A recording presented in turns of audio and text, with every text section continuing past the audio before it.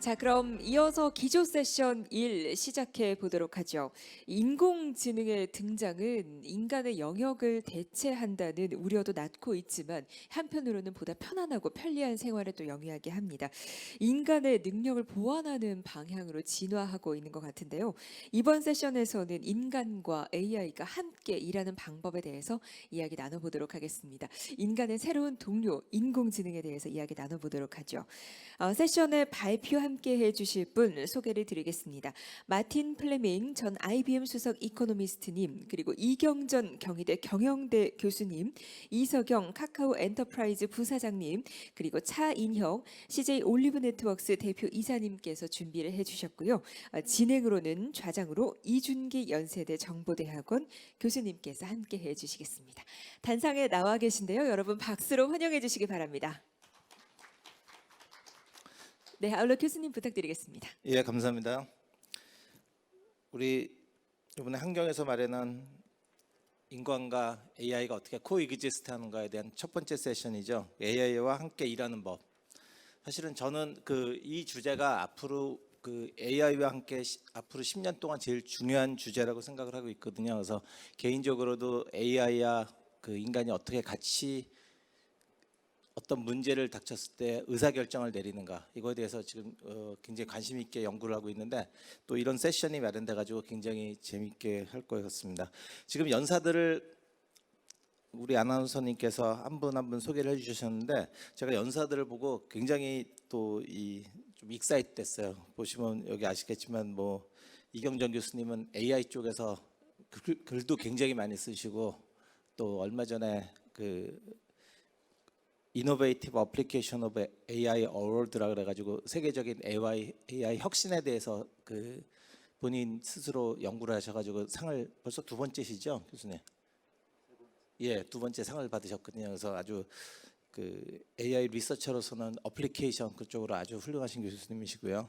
그다음에 또 우리 이석영 부사장님, 요새 뭐 한참 잘 나가는 우리 카카오 엔터프라이즈의 부사장님으로서 카카오에서 우리가 인간과 AI가 어떻게 일하는가에 대해서 얘기를 해주실 거고, 그다음에 우리 차인혁 대표님, 또 정말 유명하신 분이시죠. 뭐 아시는 분은 다 아시겠지만 CJ 올리버 네트워크에 이제 최근에 대표이사 맡으셨는데 아주 정열적으로 지금 많은 일들을 하고 계시는 걸로 알고 계십니다. 그다음에 지금 우리가 시카고에서 we have a guest from Chicago, Martin Fleming. He's a former chief economist of IBM. 그래서 또 이분도 굉장히 본인의 IBM에서의 경험이나 이런 거에 대해서 아까 제가 잠깐 얘기를 나눴는데 굉장히 심오한 얘기들 많이 하시더라고요. 그래서 굉장히 재밌을 것 같습니다. 그래서 우리가 90분 세션인데 각 게스트들이 they're gonna have around 15 minutes of a presentation, and I ask each guest to present in Korea if possible. I mean, except Martin. 그래서 그냥 freely we can discuss things. 그래서 각각의 15분 정도, 15 to 20 minutes of presentation. 그 다음에 끝나면 이제 1시간 정도 될 거니까 we have about 30 minutes of Q&A session. 그렇게 하도록 하겠습니다. 그래서 먼저 발표자가 우리 시카고에 있는 마틴부터. 마틴 나오셨나요?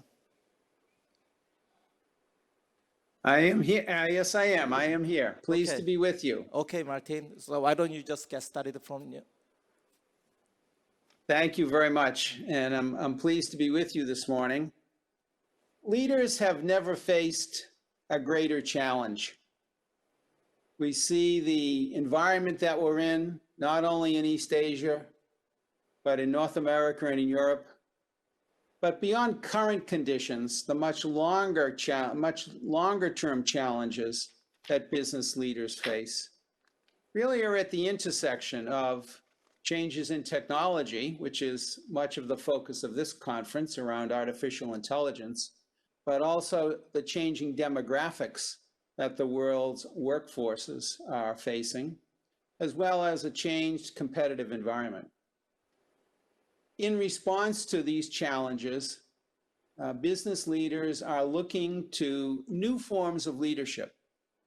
And in fact, in the US, nearly 200 business leaders have recently, over the course of the past year, begun to focus on a broader range of objectives and purposes.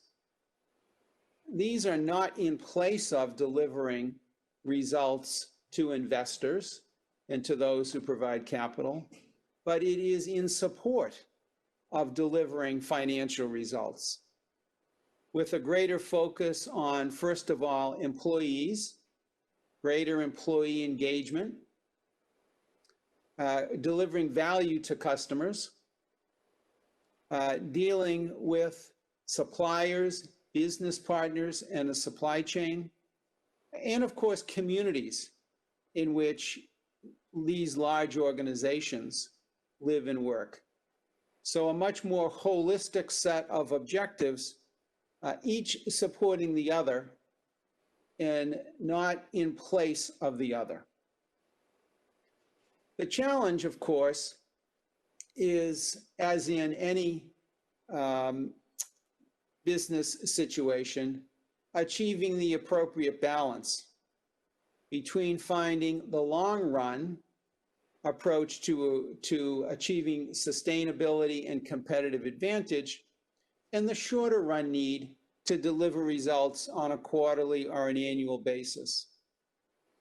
Consequently, we see culture and leadership culture changing over time with increased focus on skill development, personal mastery and competence, and building on the diversity of backgrounds that all of us bring to the organizations in which we work.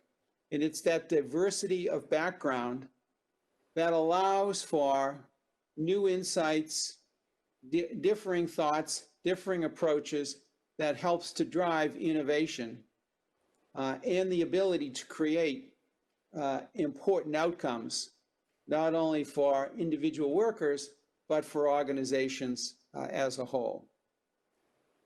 So in this new environment then, and in this new leadership model, there are some realities that business leaders have to face.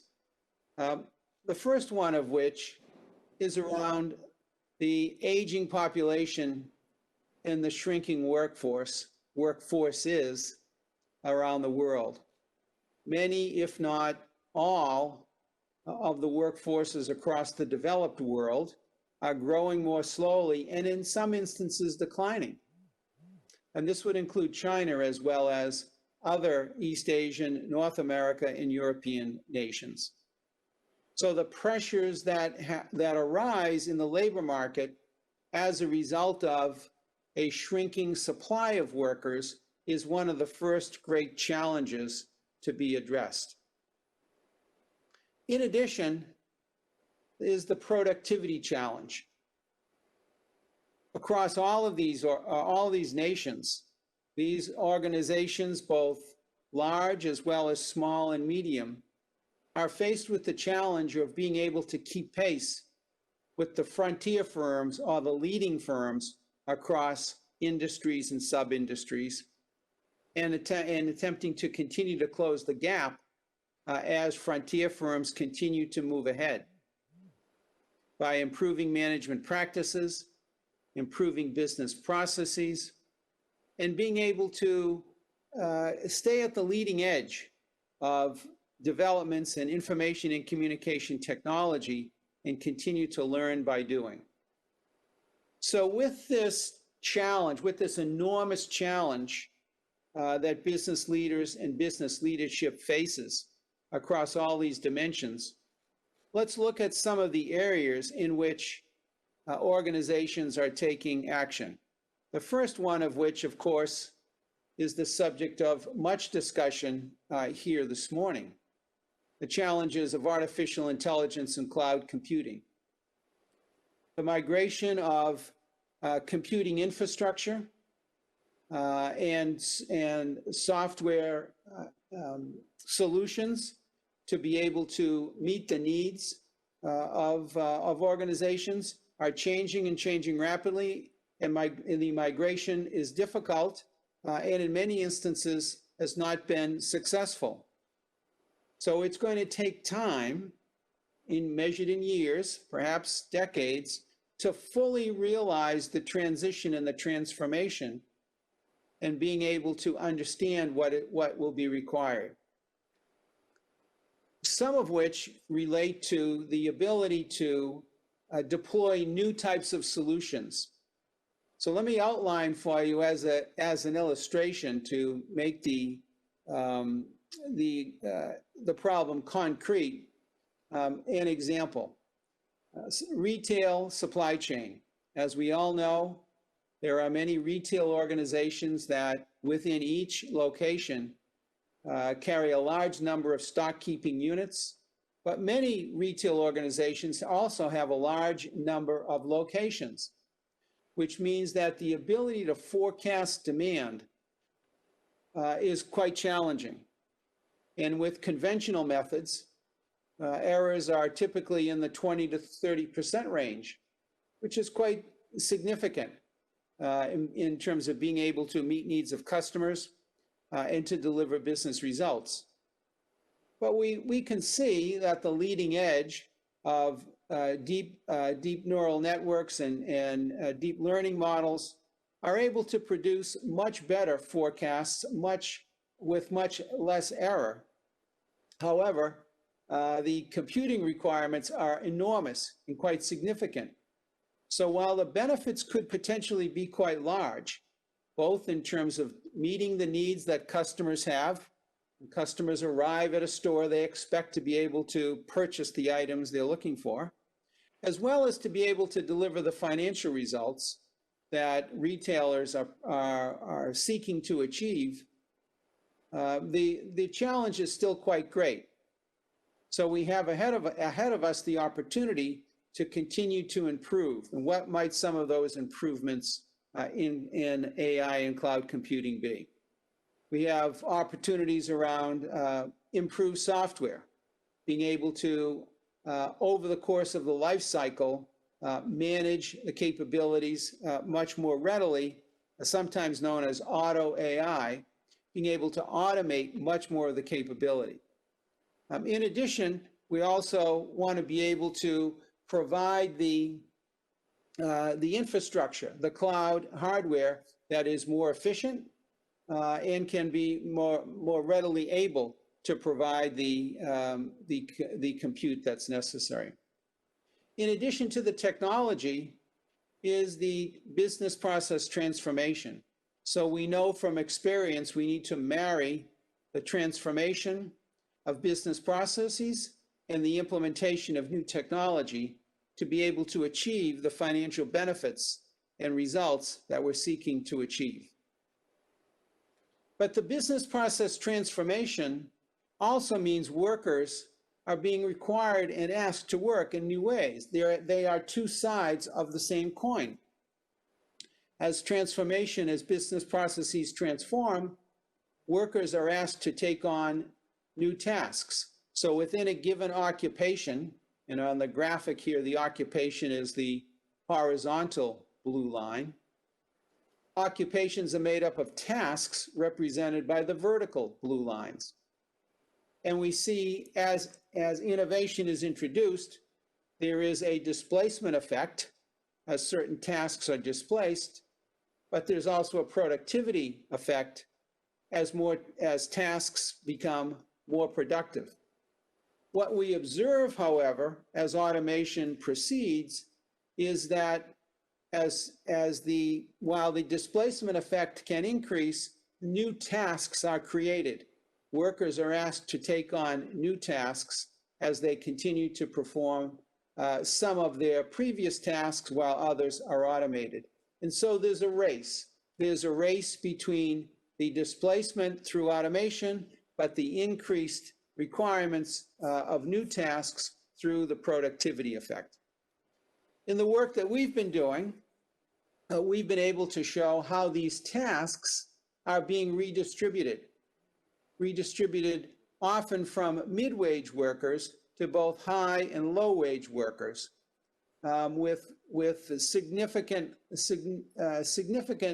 proportion of tasks moving towards low-wage workers, but also a significant set of tasks moving to high-wage workers. So the consequence of all of this is that we have asserted, we have seen, all jobs are changing. 100% of jobs will change while employment continues to grow and continues to increase as employment demands continue to grow over time. In addition to tasks being refocused and occupations being refocused, work has become, in addition to work becoming reorganized, work has also become more focused with fewer tasks per occupation required. So all of this means that rewards for a wide range of tasks are shifting. Those tasks that cannot be automated are tasks that workers will continue to perform, and it is those tasks where workers are more highly rewarded. For those tasks where humans continue to provide the skill and the expertise that's necessary, the rewards continue to increase, and it's this shifting reward pattern that results from the shifts in the tasks as a result of the transformation, the automation, and the restructuring of work. Thirdly, beyond the technology, beyond the shifts in transformation in the labor market, are the changes in development, in particularly software development, but the innovations in development are occurring across many different functional areas beyond just software. And we continue to see the geographic shifts continuing to occur as transformation occurs. We are all familiar, I suspect, with software development methods that are being deployed and developed these days. Agile methods, those methods that are important for teams that need to be very closely aligned with the requirements that users have to provide quick and instant feedback to the development steps that are being taken, to the software that's being delivered, so that changes can be made in over quite a short time horizon. But just as importantly, there are many applications in the DevOps space where there are quite rapid deployment of updates to application, and teams need to work together to be able to produce almost a supply chain or a production process to continue to produce and deliver code on a regular basis. All of this then comes to, fourth and finally, the need for increased skill, particularly around scientific, technical, engineering, and mathematics jobs. They are changing rapidly. New skill requirements are emerging. Those who are leaving university are arriving in the workforce with entirely new sets of skills, which are, of course, highly valued, but also can become quickly obsolete. In fact, we see, if we look at the wage profile, and on this chart it would be represented by the blue line, those coming out of university with the more recent skills can earn a wage premium at the outset, but over time, that wage profile can flatten out, whereas those who are entering the labor force and can benefit from learning by doing and learning on the job can continue to grow. So the challenge for workers, of course, is to be able to do some of each, be able to adopt and adapt the new skills, but also over time continue to grow and expand their skills. And then finally, of course, the issue of supply, which is where we started. The demographics The shrinking of the workforce for many economies and many nations means that immigration, workers moving from nation to nation, will continue to be important. Obviously, immigration is a hot topic, a controversial topic, virtually in every nation. But for those nations that are able to address the issue and solve the problem of immigration, there are potential benefits to be able to continue to expand the supply of workers. So leadership is facing a challenge. Business leaders face almost an unprecedented set of challenges. New technology is making new capabilities available, but still there's a long way to go to be able to take advantage of the full set of capabilities, particularly around AI and its deployment on the cloud. Transformation of business processes and the flip side, changes of work and the labor market are continuing to progress and create great challenges, as are new forms of work, development, and the skills that are required to deliver those results. So thank you very much. I look forward to our discussion, and now turn it back to you. Thank you. 이쪽에 아주 공부를 많이 하신 분이네요. 이제 기본적으로 마르틴의 포인트는 일이 어떻게 바뀌는가. 이제 그러면서 우리 직장, 그다음에 전체적인 그 잡의 그 서플라이까지 이제 쭉 얘기를 하셨죠. 그래서 뭐 간단하게 제가 서머라이즈하면 뭐 아시다시피 뭐 비즈니스 인바이러먼트가 컴피티티브하게 되고요. 그다음에 우리가 고령화 이런 문제도 있고요. 그러니까 이런 거와 더불어서 제일 중요한 거는 이제 우리가 소위 맡게 되는 AI 시대, AI와 클라우드 그런 게 이제 우리 직장에 들어왔을 때 앞으로 어떤 일들이 일어날 것인가 이제 그런 얘기를 하셨죠. 그래서 뭐 당연히 그러면 잡에서 new capability가 요구되는 거고 그게 그런 거를 어떻게 배치시키는가 이런 게 이제 새로운 리더의 역할이 되겠죠. 그래서 앞으로 그 새로운 잡들이 당연히 생겨날 거고요. 그다음에 뉴 타스크가 만들어질 거고, 그다음에 잡 트랜지션이 일어날 거고, 그다음에 현재 우리가 갖고 있는 스킬과 앞으로 일어날 일들에 대한 미스매치 당연히 만들어질 거고요. 그래서 그 구체적인 예를 몇 개를 보여주셨죠. 그러니까 예를 들어서 그 리테일 서플라이 체인에서 데이터들이 엄청나게 들어올 때 새로운 서플라이 체인이 어떻게 이제 데이터 사이언티스트에 의해서 만들어지는지 이제 그런 롤들을 새로운 리더들이 만들어내야 된다는 것들이군요, 그죠? 그다음에 그 STEM 그러니까 그 사이언스 엔지니어링 쪽에서도 앞으로 그 스킬셋이 어떻게 바뀌는지 그래서 기본적으로 지금 보여주신 데이터에 의하면 새로운 스킬을 빨리 익히는 사람들이 컴펜세이션 그러니까 결국은 훨씬 더 그 보수를 많이 받는 쪽으로 이제 움직여 간다는 그런 얘기들 했죠. 제가 이걸 하면서 몇 가지 질문을 받았는데 뭐 very simple question이 그거죠. 그러면 앞으로 어떤 일들이 그 좀 highly paid 잡이 될 것이냐. 아주 그 여러 질문들이 있었는데 뭐 그게 제일 심플한 질문 같은데 그 Martin, of course, are you here still? I am still here. Okay. Absolutely, I am Okay. here. So as you know that we have 4 speakers here, so we're gonna have a separate Q&A session after the all speakers as their talk.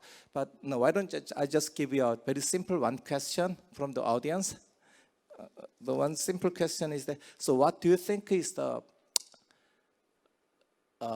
kind of a new job that will reward most, highly paid job no, in the end? It's very simple question. Well, sure.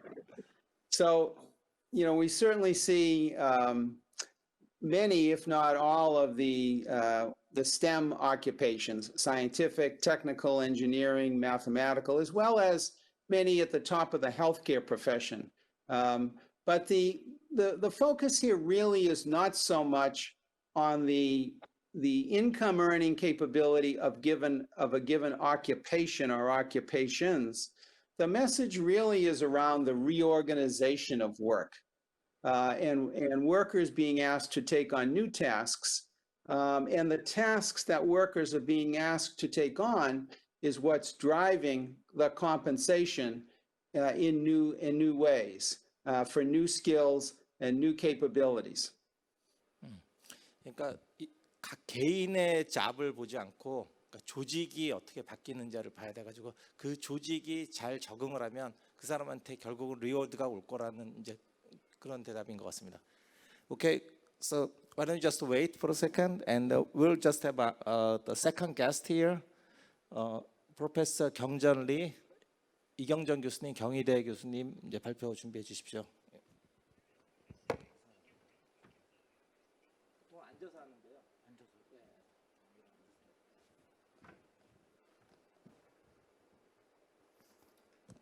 마이크 잡으시고 하십니다. 예, 이것도 없는데.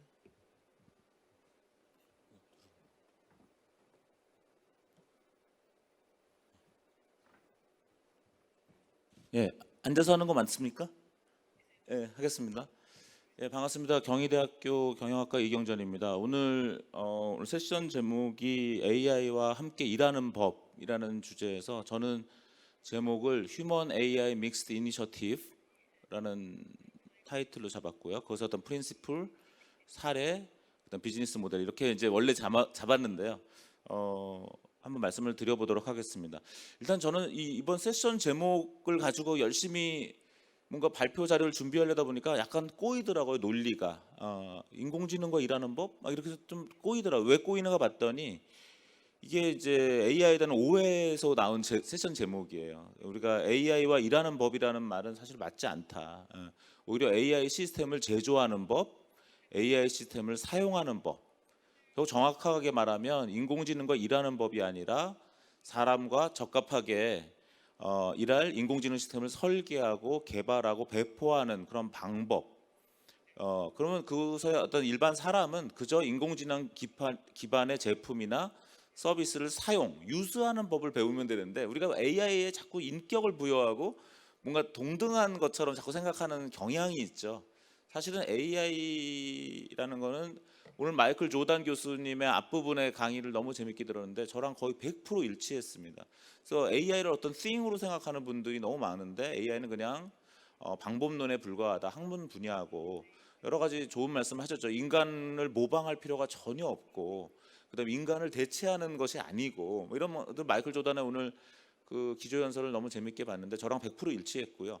그런 시각을 갖게 되면 결국 사람은 그냥 그저 인공지능 기반 제품이나 서비스를 사용하는 법을 알고 배우기만 하면 됩니다. 그래서 이 세션 제목도 그냥 AI를 사용하는 법 또는 AI를 잘 사용할 수 있도록 만드는 법. 그 제조자 관점에서는 만드는 법, 사용자 관점에서는 사용하는 법. 우리가 세탁기와 일하는 법 이런 거 막 세션하지 않잖아요. 우리가 냉장고와 일하는 법 이렇게 하지 않죠. 우리는 그냥 세탁기를 사용하는 법, 냉장고를 사용하는 법 이렇게 한다라는 거죠. 그래서 이제 AI 시스템을 보는 관점을 좀 명확하게 할 필요가 있다라는 것입니다. 제가 1982년에 국립과학관 여름 캠프에 갔어요. 중학교 2학년이었는데 저 행운이었죠. 부모님을 잘 만나서 부모님이 밤새 국립과학관에서 밤을 새고 오셨대요. 그래서 왜 밤을 샜냐고 그랬더니 썸머 캠프를 널 보내기 위해서 밤을 새셔가지고 제가 그 썸머 캠프에서 제 인생이 바뀌었는데 여러 가지 에피소드가 있는데 그 중에 하나가 애플2 컴퓨터를 처음 본 겁니다. 그래서 저는 그 애플2 컴퓨터를 처음 본 순간에 그 안에 정말 사람이 들어있다고 생각했어요.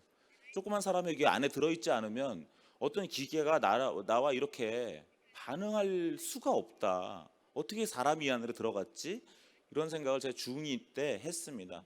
그래서 왜냐하면 그 컴퓨터라는 개념 자체를 제가 몰랐기 때문이죠. 그날 이후로 저는 컴퓨터에 완전 빠져가지고 세운상가, 청계천 세운상가를 주말마다 버스 타고 가면서 집에서 했던 프로그래밍을 세운상가 가서 검증해보는 그런 일을 했었는데요. 지금 AI를 사람들이 보는 것도 똑같다는 거죠. AI 메커니즘을 잘 모르기 때문에 신비주의에 빠지게 돼요. AI가 우리를 지배한다는 등 우리를 뭐 멸망시킨다는 등 별 이상한 얘기를 막 하는 거죠. 그 메커니즘을 구분하게 할 줄 알게 되면 제가 이제 당시 애플2의 베이직 프로그래밍을 배우다 보니까 그 애플2라는 컴퓨터 안에는 사람이 들어가 있던 것이 아니라 이거는 프로그래밍 랭귀지고 내가 알아야 될 건 이 베이직 프로그래밍 랭귀지를 어떻게 배워야 되는 것이 중요한 것이지 거기에는 어떤 영혼도 있을 리가 없고 그렇다는 거죠. 그래서 결국은 AI를 이해시키는 작업이 필요한데 AI를 다 이해하지 못하고 사는 분도 많죠. 그러니까 아직 이해에 오르지 못한 분한테는 오해하지 않도록 설명을 할 필요가 있다. 그리고 아직도 AI를 싱그럽게 생각하는 사람들은 마치 텔레비전이 잘 안 나올 때 막 때리고 자기 차를 막 차고 하는 그런 분들과 상당히 이제 비슷하다 이렇게 한번 말씀을 드려봅니다. 그럼 인공지능이 무엇인가 간단히 말씀드리면 인공지능이라는 것은 기계, 인간, 환경을 지능적으로 만드는 방법론입니다. 그럼 지능이라는 것은 뭐냐? 시스템의 궁극적 목표 달성을 위해서 적절히 행동하는 것이 지능입니다. 그것을 알버스라는 사람이 1991년에 한 거고요. 근데 결국 인공지능은 기계, 인간, 환경을 지능적으로 만드는 것인데 오늘 제가 이 슬라이드를 아침에 바꿨어요. 왜냐하면 제가 이것에 인스파이어 받은 사람이 오늘 기조연설하신 마이클 조단 버클리 교수님이거든요. 거기서 제가 거기 밑에 레퍼런스를 썼습니다. Inspired from 마이클 조던. 2018년에 미디엄에 쓴 글에서 마이클 조던 교수가 AI에 크게 세 분야가 있다. 아티피셜 인텔리전스, 인텔리전스 오그멘테이션, 그 다음에 인텔리전트 인프라스트럭처. 제가 여기 슬라이드 보면 AI, IA, II 이렇게 돼 있죠.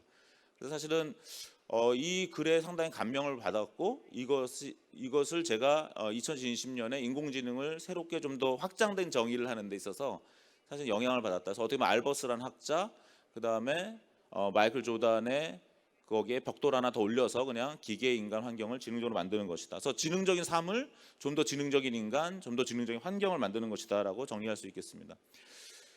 이런 AI 시스템에 대한 이제 이해가 어느 정도 되고 나서는 AI 시스템에 대한 인간의 관여 양식을 한번 정리해봤어요. 이거는 제가 컴플리트하게 한 게 아니에요. 그냥 오늘 발표를 위해서 제가 연구 논문 아까 이준규 교수님께서 연구를 하고 계신다고 했는데 저도 아주 컴플리트한 연구를 한 건 아니고 그냥 제가 생각나는 대로 한번 써봤습니다.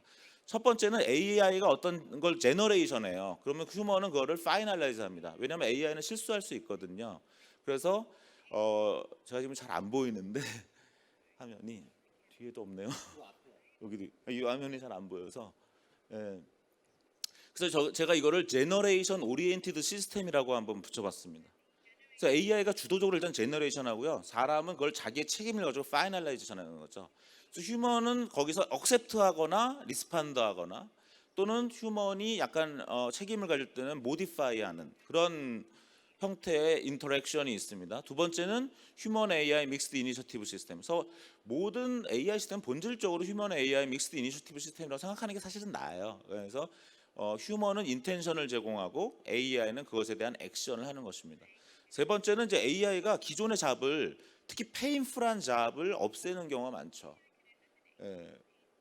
가만히 생각해 보면 지금 AI가 뭔가 없애고 있다는 잡이 인간이 너무 즐기고 있는 잡인데 없애는 경우 별로 없어요.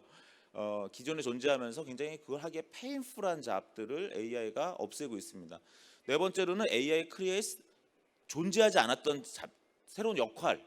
오늘 아까 마틴 플레밍 님도 그렇게 얘기를 하셨죠. 모든 잡이 변한다. 그래서 존재하지 않았던 새로운 인간의 역할을 부여하게 됩니다. 다섯 번째는 근데 이제 문제가 이 다섯 번째예요. 사실은 인간이 그냥 AI를 믿어버려요. 그리고 AI는 사실은 숨어 있는 사람에 의해서 설계되고 사람에 의해서 유지보수되죠. 이제 그런 것들인데 그런 게 이제 액티브 러닝이라고 얘기를 하는데 이런 크게 5가지고요. 이거 외에 6개, 7개 뭐 많을 수 있는데 제가 오늘 그냥 다 생각이 안 나가지고 이 5개만 했고요.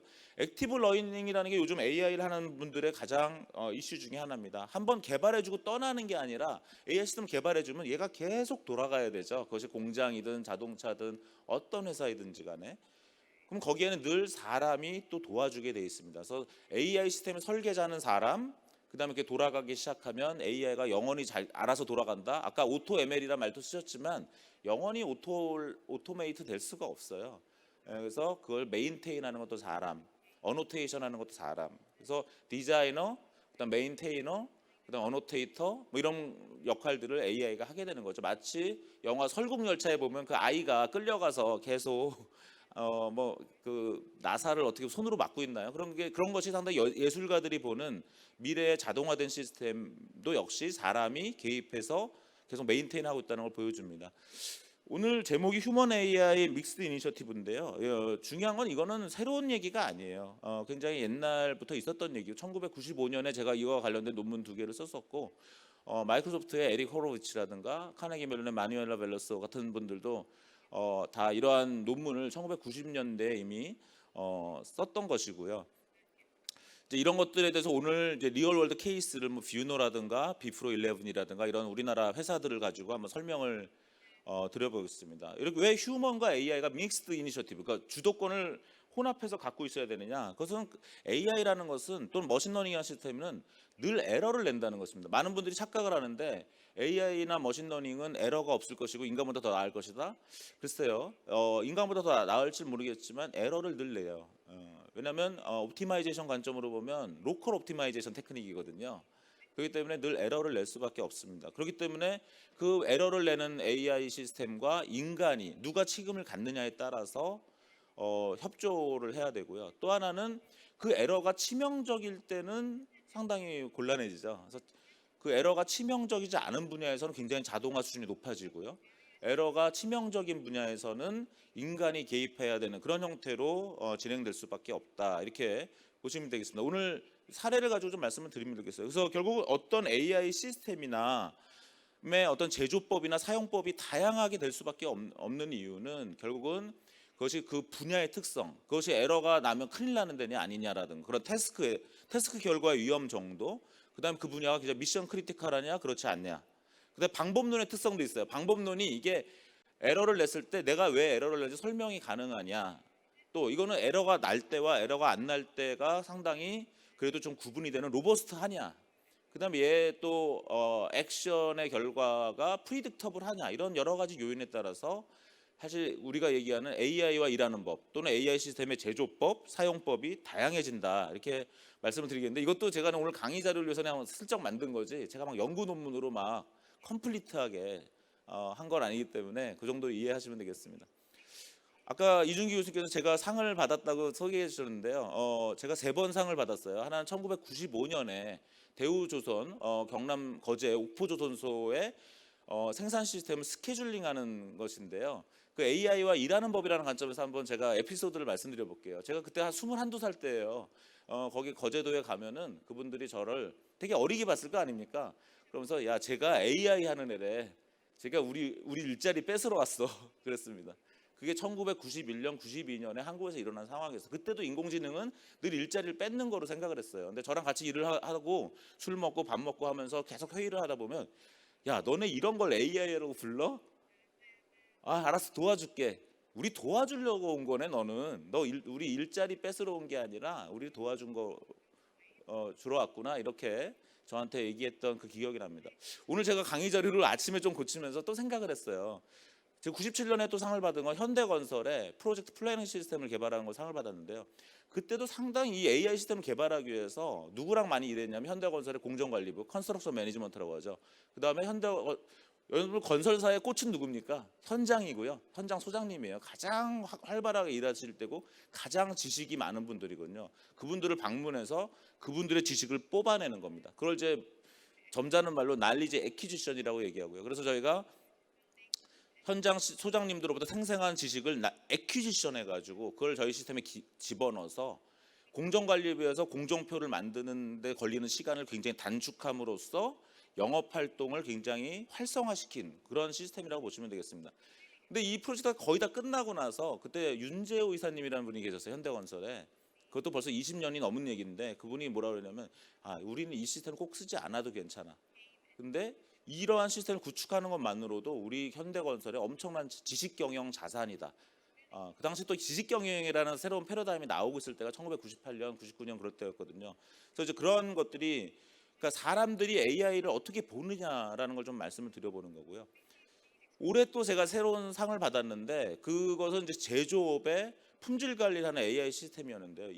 아까 현대건설 할 때는 현장 소장님의 지식을 저희가 어콰이어해서 그거를 시스템에 임베드했다면 요즘 머신러닝 시대잖아요. 이번에 프론텍이라는 회사의 품질 관리 시스템을 개발할 때는 데이터를 가지고 오토메이티드 날리지 에퀴지션, 결국 머신러닝이죠. 자동화된 지식 획득을 했죠. 근데 이 시스템을 만들고 나서 그 민수홍 사장님, 프론텍 사장님이 되게 재밌는 얘기를 했어요. 제가 이걸 언론에 보도해도 되겠느냐, 이거를 세계 학회 논문에 보고해도 되겠냐. 우리나라 같은 경우 삼성 같은 경우는 굉장히 많은 AI를 해도 보고하지 않습니다. 언론에 다 숨겨놨죠. 역량으로 숨겨놓은 회사들이 되게 많아요. 저는 운이 좋게 대우조선, 현대건설 같이 좀 통 큰 회사들과 일을 많이 했어요. 그래서 퍼져도 좋아. 대우조선의 이 프로젝트는 사실은 중국의 조선공업을 발전시키는 데 굉장히 영향이 좀 컸습니다. 그러니까 난리지 스피로버가 일어난 거죠. 이번 같은 경우도 민송장이 뭐라고 얘기하냐면 이거를 제가 언론이나 학회에 보고해도 되냐고 얘기했을 때 합시다. 왜냐하면 한국 제조업 발전을 위해서는 경쟁사에게도 이것을 줘야 된다. 근데 이 프론텍이라는 회사의 시스템은 사실 눈으로 그 품질 검사라는 고통스러운 작업, 하루에 10만 개의 너트를 두 사람이 해야 되는 그런 고통스러운 상황이었거든요. 그걸 자동화한 그런 일이었습니다. 지금부터는 한 기업들을 사례가지고 간단하게 말씀을 드려보겠습니다. 리드라는 회사가 있는데요. 지금 뭐 엄청난 회사죠. 리드라는 회사는 어떠한 객관식 문제를 이 사람의 수준에 가장 맞는 문제를 추천해서 가장 빨리 실력을 늘리는데 상상시키는데 도움을 주는 회사고요. 그렇게 하다 보니까 이 사람이 현재 토익 점수, 공인중개사 점수 이런 것들을 얼마나 잘 몇 점을 맞을 수 있는지 잘 맞춥니다. 제가 아까 말씀드리죠. 만약 문제를 추천하는 걸 잘못하면은 큰 문제가 일어날까요? 그렇진 않죠. 이건 자동화가 굉장히 많이 되는 분야입니다. 그래서 이 회사는 이름 자체가 RID예요. RIIID인데 Get Rid of. 그래서 사교육을 없애겠다. 학원을 없애겠다고 야심차게 나가고 있는 회사고요.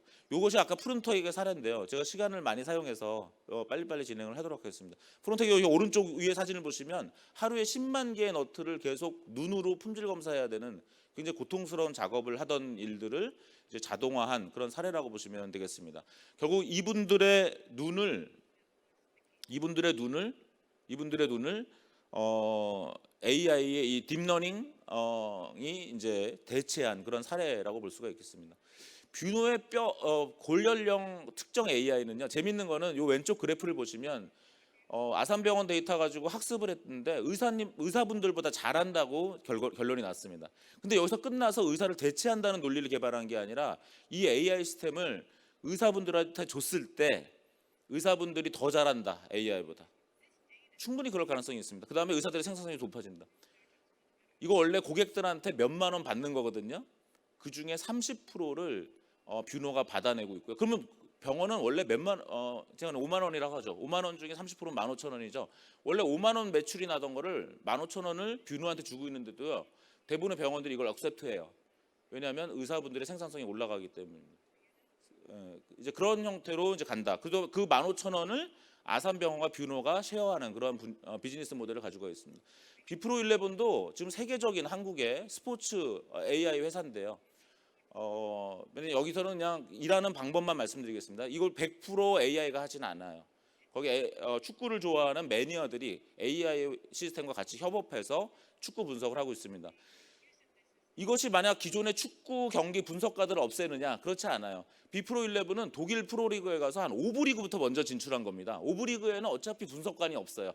프리미어리그나 분데스리가 정도는 굉장히 전문가 AI 전문가 분석관이 있지만 5부 리그, 6부 리그, 7부는 없어요. 그래서 오히려 그런 분석관이 없는 곳으로 가서 새로운 분석이라는 걸 자동화해서 5부 리그 팀을 4부 리그 팀을 3부 리그로 올리는 그러한 일을 함으로써 지금 전 세계에 한 170여 개에 있고요. 회사도 함부르크에 있다가 최근에 런던으로 옮겼습니다. 베어로보틱스 이것도 우리나라가 최초로 만든 레스토랑에서 서빙하는 로봇이죠. 소프트뱅크는 페퍼라는 로봇을 실패했지만 손정희 회장님은 여기다 통 크게 돈을 싸줬습니다.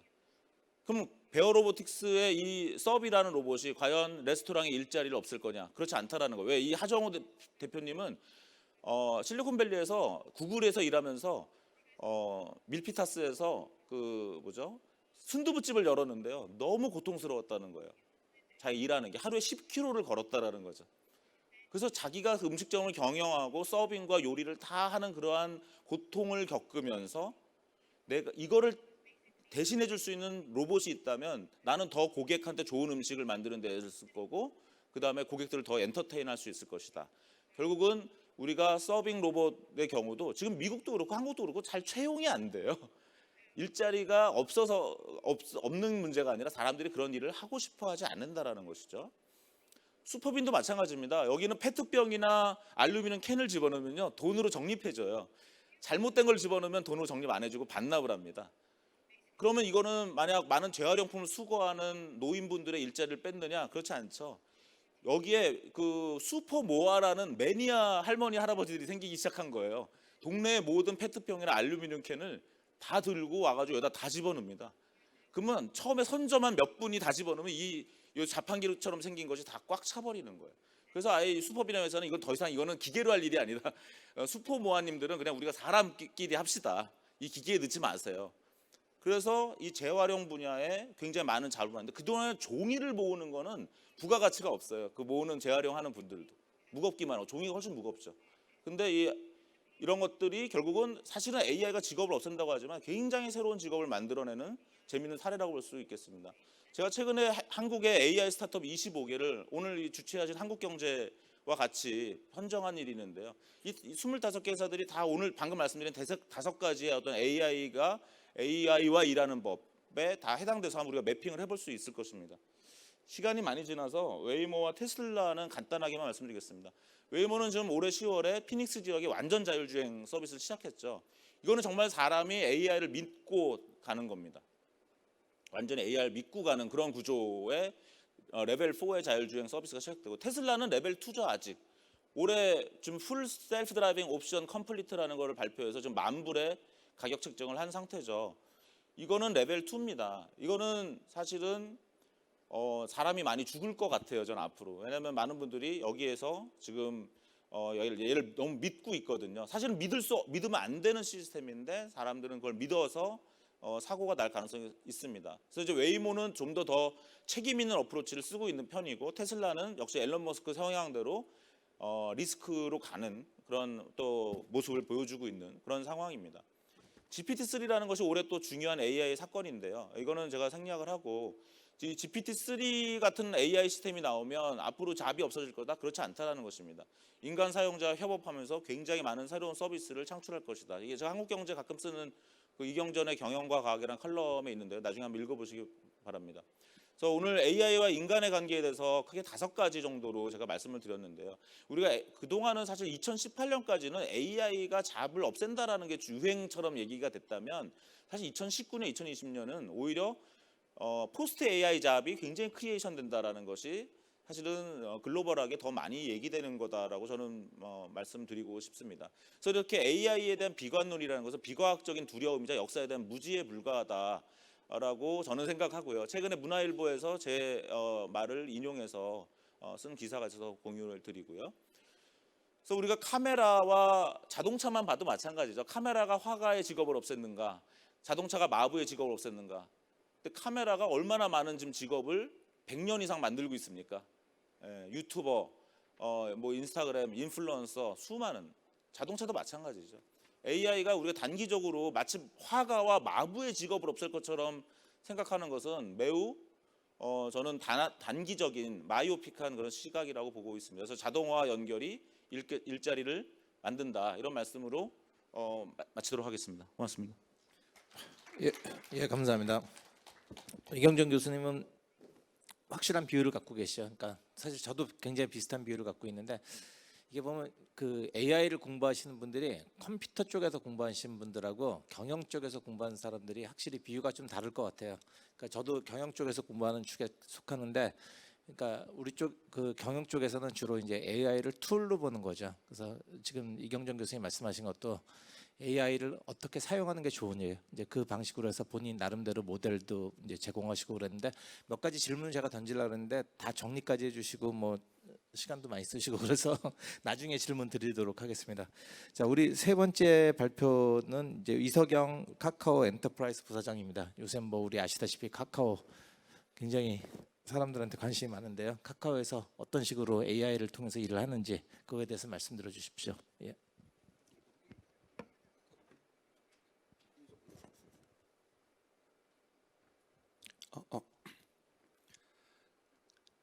안녕하세요. 카카오 엔터프라이즈에서 카카오 워크 개발을 총괄하고 있는 이석영이라고 합니다.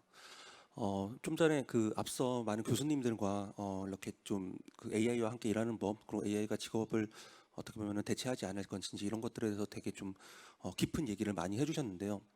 저희는 그 실제로 그 어떤 서비스를 제공하는 AI 기술과 그리고 저희는 또 이제 검색 기술 같은 그 좀 약간 하이 테크놀로지를 제공하는 기업으로서 이걸 어떻게 저희가 바라보고 어떤 식으로 서비스를 제공을 하는지에 대해서 조금 더 약간은 좀 구체적이고 하지만 저희도 굉장한 미래의 모습들 이런 것들을 좀 말씀을 드리려고 합니다. 먼저 저희가 그 저희 회사 소개를 간략히 좀 드려야 될 것 같아요. 그 카카오 엔터프라이즈는 작년에 이제 분사를 했습니다. 작년에 카카오 본사로부터 분사를 한 회사고요. 저희가 분사하기 전에는 카카오 AI 랩이었습니다. 그 카카오 AI 랩은 카카오의 모든 AI 기술과 검색 기술을 총괄하는 그 기술 조직이고요.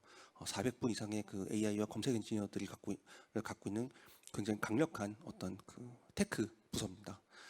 저희가 카카오 AI 랩 시절에 이제 만들었던 대표적인 제품은 이제 2017년에 낸 카카오 미니가 있습니다. 그 카카오가 갖고 있는 AI 기술을 총합을 해서 저희가 스마트 스피커를 만들어서 제공을 했었고, 저도 이제 그 프로젝트를 진행을 했었는데요. 저희가 작년에 분사를 하고 올해 카카오 엔터프라이즈가 되면서 처음 내놓은 제품은 저희가 만든 첫 번째 워크 플랫폼이라고 불리는 카카오 워크입니다. 카카오 워크에 대해서도 잘 모르시는 분들이 계실 수 있는데 뭐 슬랙이라든가 팀즈 같은 어떤 최근에 이제 가끔 갖고 있는 협업 툴이라고 생각을 하시면 될 것 같습니다. 근데 이 카카오 미니, 그 AI 스피커인 카카오 미니와 이 카카오 워크라는 거는 사실 어떻게 보면 또 결이 되게 달라 보일 수도 있어요. 근데 하지만 저희는 그렇게 생각하지는 않고요. 저희가 갖고 있는 AI 기술 엔지니어분들, 검색 엔지니어분들, 저희가 결국 추구하는 거는 같습니다. 저희는 서비스 제공자로서 이런 기술을 갖고 있는 어떤 기술을 서포트하는 기업으로서 이 기술을 일상생활뿐만 아니라 기업 환경 전반에 적용을 해서 결국은 불편함을 줄이고 가치를 만드는 것을 목표로 하고 있습니다. 그렇기 때문에 저희 회사의 슬로건에는 Connect, Solve, Create 거기에 플러스 AI라는 게 반드시 따라붙는 게 되어 있고요. 이런 관점에서 저희는 이제 일의 환경 보면 저희가 이제 일을 하는 부분에서도 AI 기술을 결합을 해서 어떤 가치를 만들어내고 어떤 변화를 이끌어낼 수 있는지에 대해서 굉장히 좀 깊게 고민을 하고 있습니다. 그 첫 번째 결과가 올해 9월 16일 오픈한 카카오 워크라고 말씀드릴 수 있을 것 같고요. 저희가 카카오 워크를 처음에 오픈을 하고 설명드릴 때는 한 4가지 정도의 특징이 있다고 말씀드렸었습니다. 저희가 아무래도 카카오톡이라는 그 전 국민이 쓰고 있는 메신저를 만들고 있는 회사다 보니 가장 익숙하게 사용할 수 있게 하면서도 동시에 카카오톡을 기업용 메신저로 쓰기엔 약간 좀 부족한 부분이 있는데 그런 부분들을 완전히 보완을 해서 기업용 메신저의 전문성을 담는 부분들이 있고요. 두 번째는 저희가 회사에서 일을 하다 보면 굉장히 많은 시스템들이 결합이 됩니다. 이런 것들을 연결해서 쓸 수 있도록 플랫폼, 종합 업무 플랫폼을 이제 만들어내는 부분이 있고요. 오늘 주로 말씀드린 주제가 이제 저희가 그 말씀드린 것처럼 그 AI 랩, 굉장히 높은 어떤 기술 인력과 기술 수준을 갖고 있는 부서에서 출발했기 때문에 이 높은 기술을 실제로 업무 환경에 잘 결합할 수 있는 방법은 없을지에 대해서 굉장히 많은 고민을 했습니다. 그래서 그런 부분들을 좀 오늘 말씀을 드리려고 하고요. 그리고 저희가 이거를 클라우드로 제공합니다. 앞서 이제 마틴 플래닝 교수님도 말씀해 주신 것처럼 AI나 이런 것들을 하는 환경에서 클라우드라는 사스 이런 것도 굉장히 좀 중요한데 왜냐하면 계속해서 어떤 그 업무의 환경을 바꿔줘야 되기 때문입니다. 근데 이거를 굉장히 안심하게 쓸 수 있는 환경을 제공을 하려고 하고 있습니다. 그 중에서도 오늘은 이제 AI와 검색 기술을 실제로 저희가 일하는 환경, 직원들 일하는 환경에 어떻게 결합할 수 있는지에 대해서 좀 설명을 드리려고 합니다. 근데 이거를 설명드리기 전에 먼저 저희가 일이라는 거를 다시 한번 좀 들여다볼 필요가 있습니다. 저희가 바라보는 회사에서 일이라는 거는 개인의 작업이나 아이디어, 생각들을 사실 서로 주고받으면서 서로 발전시키는 과정이 있습니다. 이 발전시키는 과정을 통해서 결과물을 더 크게 만들고 이를 통해서 기업 전체의 성과를 크게 키우는 겁니다. 즉 기업에 있는 조직원들이 각자 만든 어떤 결과물을 합친 것보다 이렇게 협업을 통해서 주고받으면서 결과를 발전시켰을 때 만들 수 있는 시너지가 커질 때 실제 기업들은 훨씬 더 큰 성과를 낼 수 있고 굉장히 어떤 개인이 하지 못하는 결과물을 만들어낼 수 있다고 생각을 하고 있습니다. 이게 모든 기업들이 최근에 다루고 있는 협업이라는 부분이고요. 이 협업을 통한 어떤 그 발전을 크게 높여야지 시너지를 낼 수 있습니다. 근데 그 기업들이 이런 협업이나 생산성을 굉장히 높이려고 많이 노력을 하고 있지만 사실상 그 회사에는 이 업무 생산성을 갉아먹는 많은 요인들이 존재를 합니다. 특히 회사 규모가 커질수록 복잡도가 높아지기 때문에 이제 업무를 위해서는 프로세스도 굉장히 정교하게 만들어야 되고, 그리고 많은 사람들이 일할 수 있는 환경을 만들어야 되기 때문에 그럴수록 사실상 업무 효율성, 생산성은 낮아지는 문제가 생기게 됩니다. 뭐 여기에는 여러 가지 이유가 있을 수도 있고, 최근에 이제 얘기되는 것처럼 코로나 팬데믹 시대에는 어떻게 보면 원격 근무나 이런 것들이 대비가 되지 않은 경우에 이제 이런 것들도 생산성이 낮아지는 어떤 이유로 연결될 수 있습니다만, 저희가 봤을 때는 다른 여러 가지 좀 이유들도 있습니다. 그 중에 한 중요한 세 가지 정도를 좀 말씀을 드려보면은, 첫 번째는 기업에서 사람들이 일을 할 때 기존에 어떤 쌓아왔던 업무 스토리 또는 이제 그 기업이 쌓아온 어떤 난리지들 이런 것들이 제대로 검색되지 않습니다. 실제로 이거는 굉장히 심플하면서도 그 심각한 문제인데요. 왜냐하면 저희가 이제 AI와 검색 엔지니어 분들을 400분 이상 모시고 있다고 말씀을 드렸는데, 이 기술들이 다 포털, 그러니까 뭐 다음이나 카카오의 검색들 또는 네이버 같은 검색 이런 곳에 쓰입니다. 기업 내부의 검색 기술을 고도화하는 부분은 사실 잘 사용되지 않기 때문에 기업들의 어떤 직원들 이런 걸 좀 불편해하고 있고요. 두 번째는 이게 결국은 업무가 커지고 회사 규모가 복잡해지면은 일을 규격화하게 됩니다. 어떤 절차를 만들고 프로세스를 만들고 이런 것들이 있는데, 이런 거를 한마디로 얘기하면 일을 위한 일이 됩니다. 회사는 사실은 비즈니스의 본질적인 업무에 회사의 사람들을 투입을 해야 되는데, 많은 사람들이 비즈니스의 본질과 상관없는 불필요한 일에 이제 투입되는 경우가 많습니다. 근데 회사도 이런 문제를 알고 있습니다. 업무 정보를 잘 검색한다던가 아니면은 일을 위한 일로 줄인다던가 이러기 위해서 굉장히 많은 다양한 업무 지원 도구를 준비하고 있지만, 이게 또 굉장히 쓰기 어려운 데 있습니다. 바로 근처에 있지 않고 쓰기 어렵게 되어 있기 때문에 항상 빠르게 도움을 받을 수가 없습니다.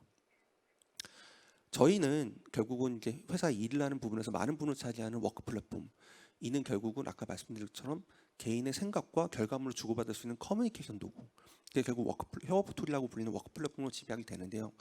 여기에 고도화하는 AI 기술과 검색 기술을 결합을 해서 어떻게 보면은 굉장히 협업 과정에서 생길 수 있는 비효율을 빠르게 제거를 하고 업무 생산성을 극대화하는 것을 저희가 기본적으로 어떤 서비스 제공자로서 목표로 하고 있습니다. 일부 기술들은 이미 적용이 되어 있고요. 일부 기술들은 아직도 갈 길이 멉니다.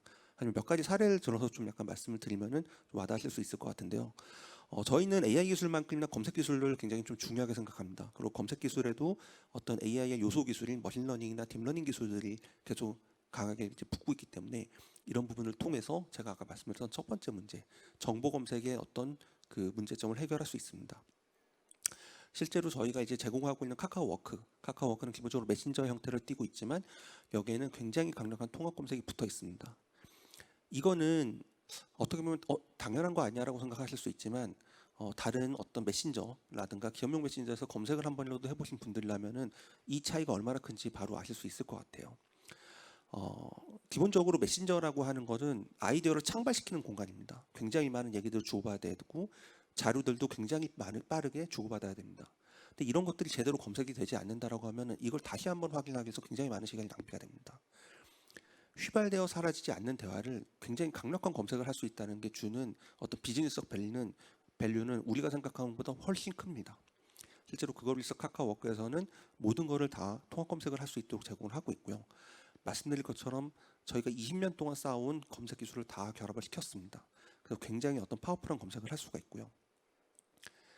저희는 하지만 그 카카오워크를 통해서 주고받는 정보만 검색하는 데 멈추지는 않으려고 하고 있습니다. 말씀드린 것처럼 각 기업들은 컨텐츠 매니지먼트 시스템이라고 하는 CMS라든가 날리지먼트 매니지먼트 시스템이라고 하는 KMS라 같은 걸 다 가지고 있습니다. 근데 기업에 있는 그 직접 자산들은 제대로 검색이 되지 않기 때문에 결국은 커뮤니케이션을 통해서 김 과장 그거 정보 어디 있지? 이런 걸 계속 물어보게 됩니다. 그리고 또 하나, 사내는 굉장히 많은 복지나 정책 문서들이 있습니다. 이런 부분들도 제대로 검색이 않기 때문에 맨날 총무부서 또는 인사부서에 얘기를 합니다.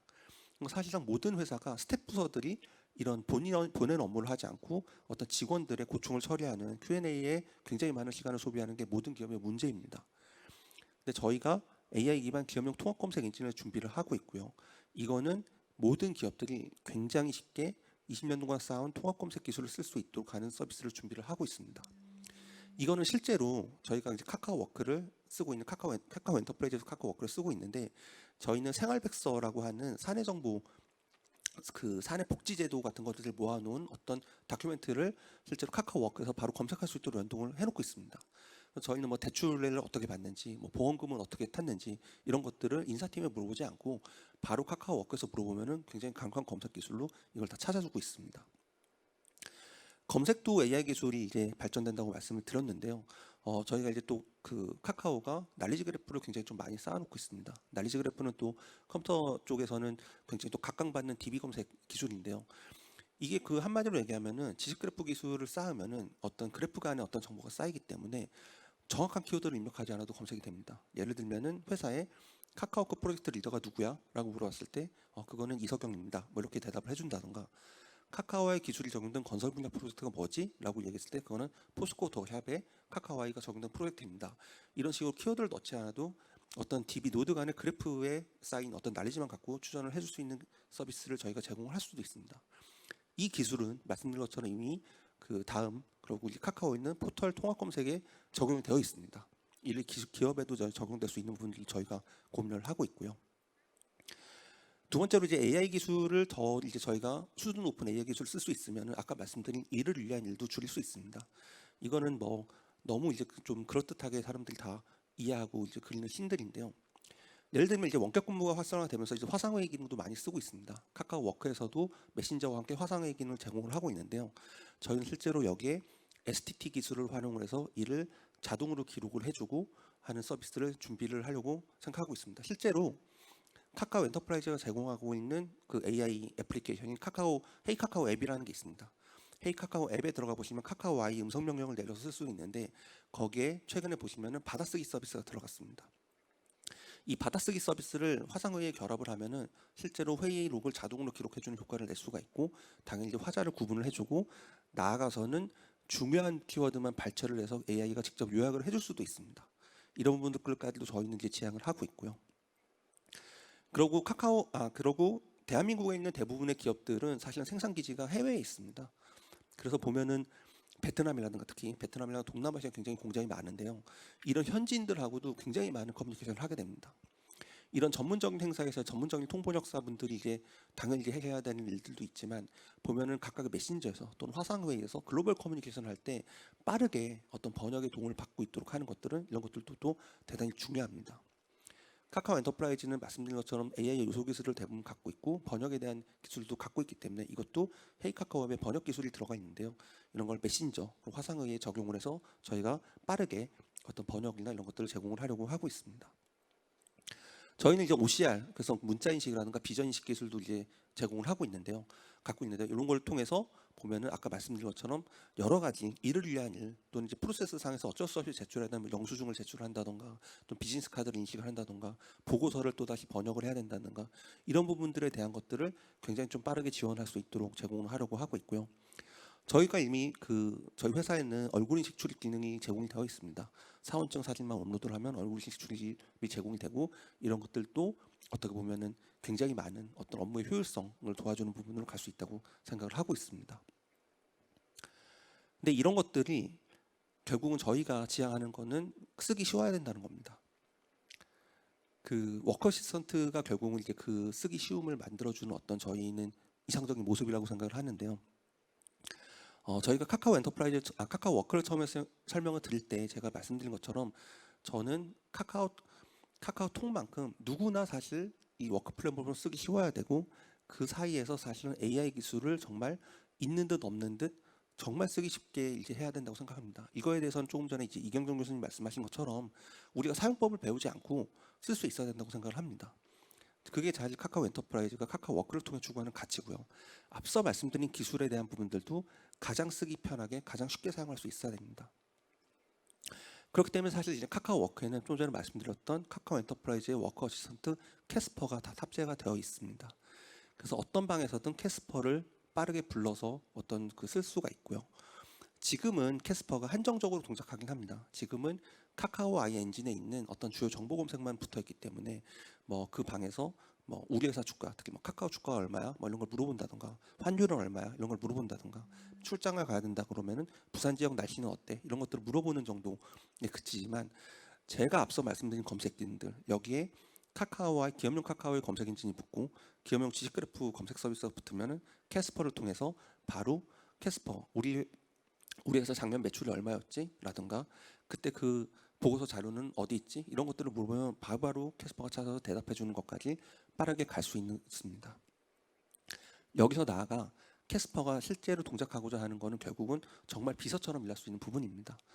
실제로 커뮤니케이션, 뭐 많은 분들이 이제 기업의 활동을 하시다 보면 아시겠지만 메신저를 통해서 커뮤니케이션 하는 부분들의 가장 많은 부분들 중 일정 잡기입니다. 일정을 스마트하게 어떤 일정을 굉장히 뭐 몇 시에 되나 이런 것들을 뭐 얘기하는데 굉장히 많은 시간을 소요하는데요. 이런 것들을 캐스퍼가 중간에서 어떻게 보면 빠르게 잡아줄 수도 있고요. 하지만 저희가 이제 그리는 캐스퍼의 진화 방향은 여기서 끝이 아닙니다. 정말 똑똑한 비서가 되고 어떤 업무를 도와주려면 능동적으로 대응할 수 있어야 된다고 생각을 하고요. 제가 잡아놓은 일정에 변화가 생겼을 때 그걸 먼저 제안을 하고 이 변경에 대한 걸 혹시 바꾸겠느냐라고 물어볼 수 있는 정도까지 저희는 진화를 생각을 하고 있습니다. 검색 결과만이라도 좀 약간 잘 되면 어쨌든 업무가 굉장히 많이 편리해질 거다라는 부분에 공감을 하실 텐데요. 이런 부분들을 굉장히 빠르게 그 기업 내부의 정보를 검색할 수 있는 환경을 제공하는 것. 그리고 수준 높은 기술을 통해서 정말 일을 줄이고 그 비즈니스의 본질적인 일에 집중할 수 있도록 하는 것. 그리고 이 모든 것들을 굉장히 쓰기 쉽게 만들 수 있도록 하는 것. 이거를 저희가 카카오워크를 통해서 이루고자 하고요. 물론 그 지금 오늘 말씀드린 것들의 일부는 제공이 되고 있는 기능들도 있지만 많은 기능들을 아직 갈 길이 멉니다. 여기에 대해서는 그 마이크로소프트 대표인 이제 사티아 나델라가 이제 그 언급한 히트 레프레시가 언급한 말이 저는 되게 인상적인데요. AI의 우리가 이상적인 모습을 가려면은 100만 킬로를 가야 되는데 우리는 겨우 수 킬로미터를 걸어왔을 뿐이라는 이제 말이 있습니다. 실제로 제가 말씀드린 AI에 대한 거는 완전 이상적인 모습은 아니지만 그럼에도 불구하고 캐스퍼가 굉장히 이렇게 이상적으로 동작하려면 앞으로도 가야 할 길이 굉장히 멉니다. 저희가 이제 AI 랩부터 출발을 해서 카카오 아이를 2017년에 내고 스마트 스피커를 만들고 아파트나 자동차에 적용하고 이제 3년이 지난 지금 이제 워커 어시스턴트를 분류를 한 것처럼 여기서 더 한 3년, 4년, 5년, 10년 지나면은 아마 말씀드린 모습들을 만들 수 있을 겁니다. 그리고 더 많은 시간이 지나면 이상적이 될 거고요. 근데 오늘 이제 그 AI 함께 일하는 법이라는 주제에 대해서 많은 분들이 우려를 하고 또 걱정하는 부분에 대해서 또 이제 많은 교수님들과 기조연설을 하시는 분들이 괜찮다고 말씀해 주셨는데 저도 괜찮을 거라고 생각합니다. AI는 우리의 업을 더 본질적인 일에 집중할 수 있도록 만들어주는 보조적인 수단이고요. 그리고 이게 완전히 세상에 영향을 미치려면 시간이 굉장히 오래 걸릴 겁니다. 그 사이에 저희는 충분히 많은 대응을 할 수 있을 거라고 생각을 하기 때문에 저는 저희가 저희 일을 도와주는 형태로서 그 AI가 잘 기능할 수 있을 거라고 생각을 하고 있고 저희는 서비스 제공자로서 이런 기술들이 어떤 사람의 어떤 직업을 뺏는 게 아니라 굉장히 어떤 본질에 집중할 수 있도록 도와주는 역할을 할 수 있도록 저희는 계속 노력을 하려고 하고 있습니다. 네, 감사합니다. 예, 감사합니다.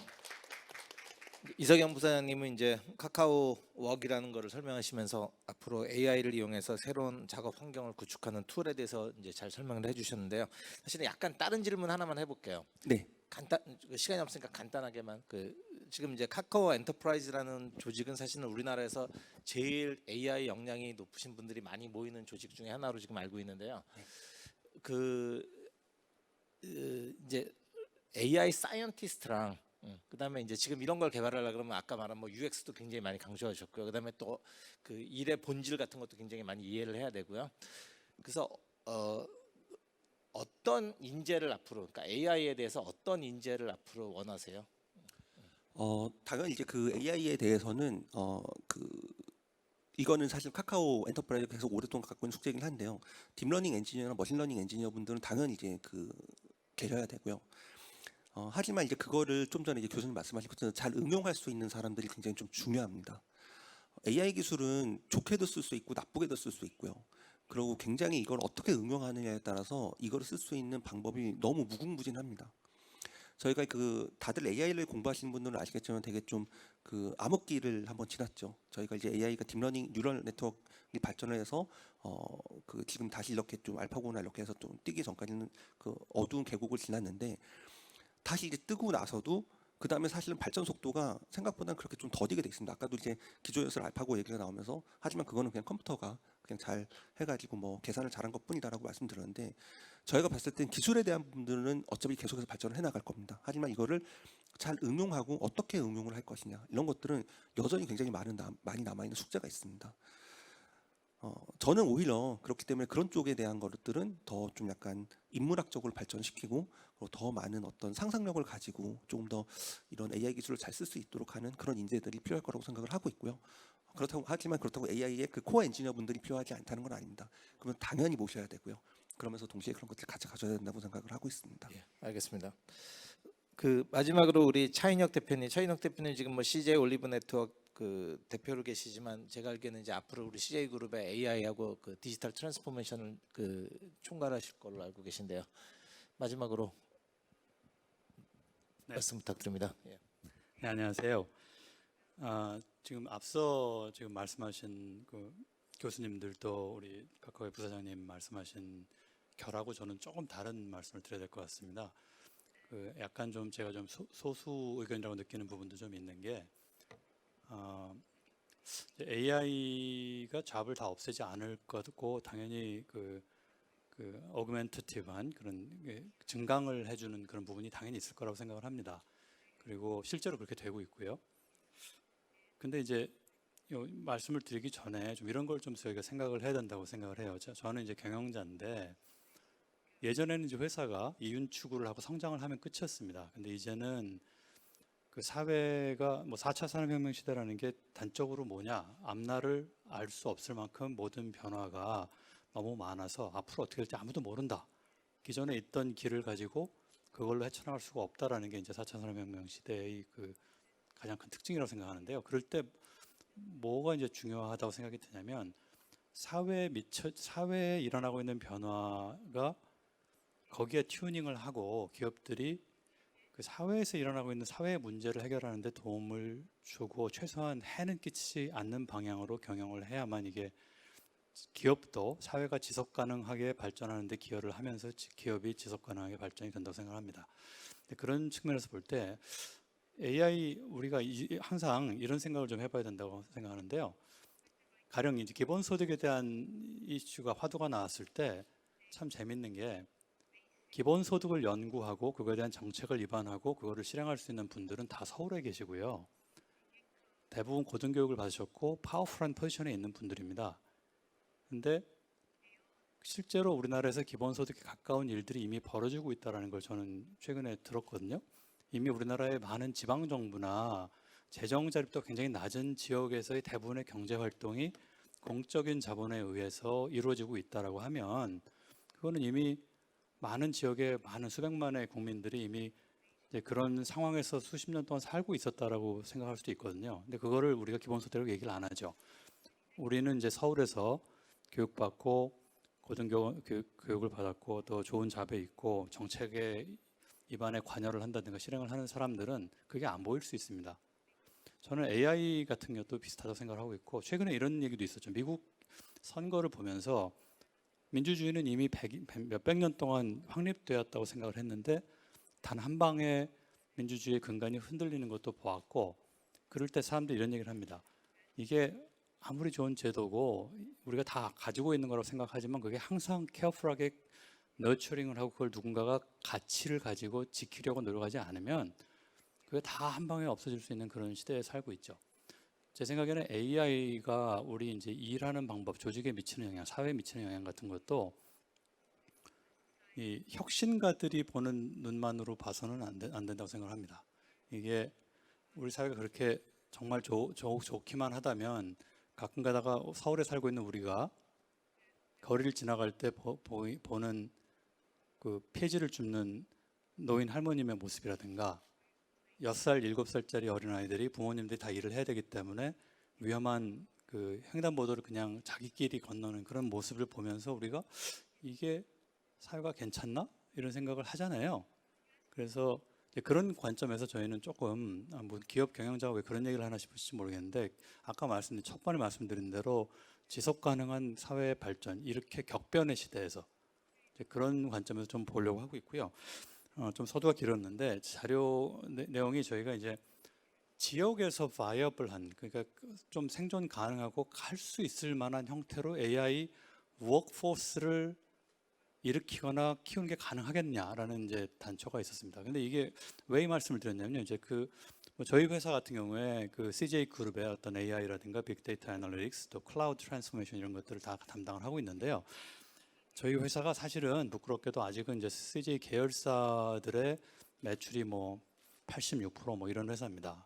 근데 이제 당연히 저희 회사의 가장 중요한 업무 중에 하나가 저희 CJ 그룹의 회사들이 발전할 수 있도록 돕는 거겠지만 그것만으로는 부족합니다. 왜냐?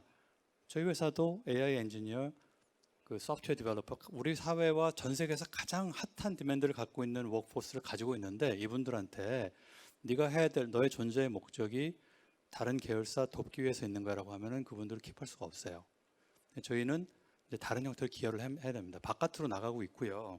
바깥으로 나가다가 최근에 이제 이런 재밌는 현상을 발견했습니다. 저희가 요 장표 잠깐만 보여드리면 죄송합니다. 아이고 이게 저는 앞으로 가고 싶은데 자꾸 뒤로 가네요. 네. 죄송합니다. 이거 어떻게 앞으로 보내죠? 이렇게? 네, 죄송합니다. 제가 네, 여기 지도 보시면요. 저는 이제 개인적으로 AI가 우리가 가지고 있는 문제점 중에 하나가 어떤 것들이 소수에게 집중될 때 일어나는 이제 여러 가지 문제로 생각하는데 불행하게도 AI가 그런 현상을 더 강화할 수도 있고 또 하나가 그 AI capability라는 것 자체, 역량 자체가 현재까지로는 우리 사회에서 가장 희소성이 높은 그런 역량 중에 하나라고 생각합니다. 실제로 그 다음 장표쯤 어디 보면요, 저기 장표 같은데 보면요, 우리나라에서 AI 탤런트가 얼마나 부족하냐 뭐 이런 걸 자료를 있는데요. 저기 보시면 우리 너무너무 부족해 하면서 나오는 숫자가 뭐 3,000명이 부족해 이러고 있습니다. 그럼 도대체 수요가 얼마길래 3,000명이 부족하다고 그럴까?